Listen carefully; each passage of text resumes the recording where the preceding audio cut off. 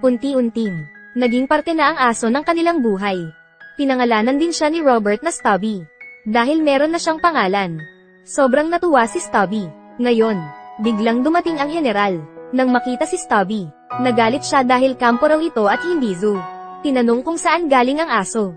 Hindi na nag-alinlangan si Robert. Sinagot niya na sa kanya ang aso. Saka nagselot. Nang makita ang ginawa ni Robert, ginaya rin ito ni Stubby. Dahil matalinong aso, pinuri siya ng general. Gusto niya itong maging mascot at manatili sa kampo. Dumating na ang inaasahan. Inutusan ang mga sundalo, na sumabak na sa gyera. Ngayong haharap na sila sa gyera.